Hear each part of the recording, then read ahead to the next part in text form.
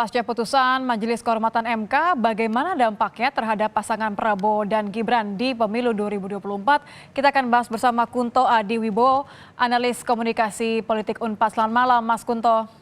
Selamat malam, Mbak Nitya. Mas Kunto, kalau kita lihat polemik yang kemudian berlanjut di Mahkamah Konstitusi ini dinilai memunculkan sentimen yang negatif di kalangan masyarakat, khususnya terhadap pasangan Prabowo Gibran. Menurut Anda, sejauh mana dampak elektoral yang sangat mungkin dirasakan oleh tidak hanya Prabowo Gibran, tapi juga dua paslon yang lain, Ganjar Mahfud dan Anies Imin? Ya, ini kan dari tiga pasang ini ada overlapping pemilih ya, Mbak ya. Jadi pemilihnya Mas Gibran dengan Pak Ganjar itu overlap karena basisnya sama PDIP Jawa Tengah gitu. Sedangkan Pak Prabowo dan Pak Anies itu hampir overlapping juga, luar Jawa, Jawa Barat gitu. Sehingga apapun yang terjadi pada salah satu pasangan calon tentu akan menguntungkan dua yang lain gitu kan. Nah, masalahnya apakah ini akan keputusan MK ini akan merugikan elektabilitas Pak Prabowo dan Mas Gibran? Itu sih menurut saya sih bisa jadi ketika apa kita sebagai intelektual gitu kan menekankan pentingnya bahwa konflik kepentingan itu memang nggak boleh gitu, ya kan? Mhm. Dan menurut saya kan basis pemilih terbesar kan milenial dan Gen Z ini kan ya Mbak ya, yang dua-duanya anak muda dan mereka kelihatannya dari berbagai survei ingin pemerintahan yang bersih, jujur, dan bebas korupsi kan gitu. Mhm. Bagaimana mungkin ada pemerintahan yang bersih, jujur, bebas korupsi kalau ada konflik kepentingan kan gitu. Jadi menurut saya premis inilah yang harusnya digunakan baik oleh pasangan Anies Caimin dan Ganjar Pak Mahfud untuk kemudian bisa memanfaatkan situasi ini gitu Mbak. Mhm. Tapi kalau menurut Anda, Mas Kunto, bagi mereka katakanlah ceruk pemilih ini ya pemula begitu ya atau pemilih muda yang kemudian mereka nampaknya masih memiliki sentimen yang cukup negatif terhadap isu MK ini. Kira-kira mereka ini justru akan menguntungkan yang mana nih? Paslon yang mana? Yang tadi Anda katakan ada yang satu overlapping, ada satu yang memang basis pemilihnya sama. Ya, kalau menurut saya pada akhirnya siapa yang bisa membuktikan baik itu dengan track record sebelumnya dan program-program ke depannya yang benar-benar bersih dari konflik kepentingan gitu Mbak. Karena kan dagangannya jadi konflik kepentingan kan. Kalau misalnya salah satu calon pernah cacat dalam konflik kepentingan ini ya agak susah tuh mendapatkan itu. Tapi kemudian catatan yang penting lagi bahwa uh, pemilu 2024 ini sepertinya menjadi pemilu TikTok gitu, Mbak. Pemilu Jadi TikTok. ya, jadi apa isunya bukan lagi isu-isu yang berat, isu-isu yang receh seperti yang ada di TikTok gitu kan. Hmm. Kemasannya harus receh, kemasannya harus gemoy katanya kan gitu.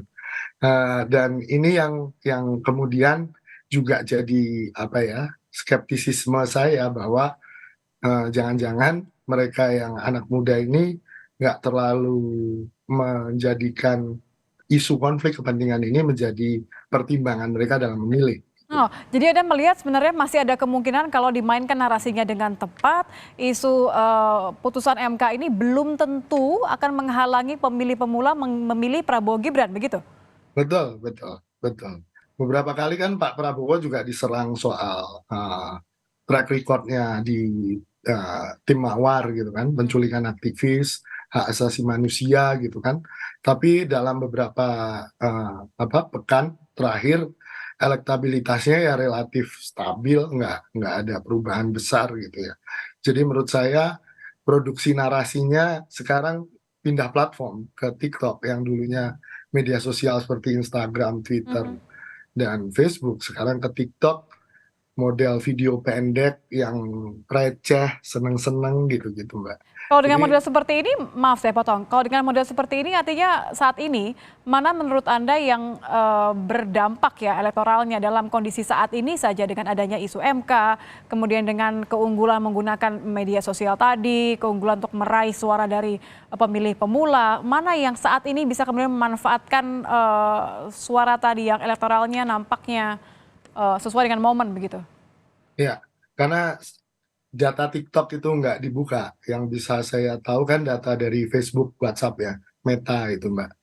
Di situ kelihatan Pak Prabowo itu dan banyak tim yang lain yang mendukung Pak Prabowo, termasuk Golkar, itu dana iklan untuk di Facebook sangat besar, paling besar.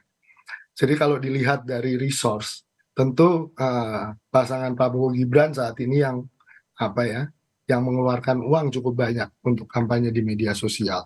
Dan itu juga kelihatan di TikTok dari jumlah banyaknya ini. Nah, problemnya adalah bagaimana mengemas isu konflik kepentingan ini jadi lebih mudah dicerna, lebih enak ditonton bagi anak-anak muda di TikTok gitu kan, yang bisa dimanfaatkan oleh baik Pak Ganjar maupun Pak Anies gitu kan. Oke, jadi saya ingin menegaskan bahwa walaupun ini begitu hangat, begitu mendapatkan respon yang cukup besar, tapi isu mengenai MK-MK ini justru belum tentu akan mempengaruhi elektoral dari masing-masing paslon. Betul. Karena konflik kepentingan ini kan udah dinormalkan di pemerintahan Pak Jokowi ini, Mbak, gitu. Kita sering lihat bagaimana menteri yang masih menjabat kemudian juga berusaha mendapatkan tiket capres maupun cawapres dengan menggunakan fasilitas negara, itu kan juga konflik kepentingan gitu. Baik. Dan itu sudah dianggap normal oleh masyarakat kita. Nah, problemnya kan mengedukasi lagi ini. Ya, mengedukasi agar kemudian melihat betul bagaimana visi misi yang menjadi terpenting ketika memilih capres dan cawapres nanti. Terima kasih Mas Kunto Adi sudah bergabung bersama kami di Kompas Malam. Selamat malam, Mas.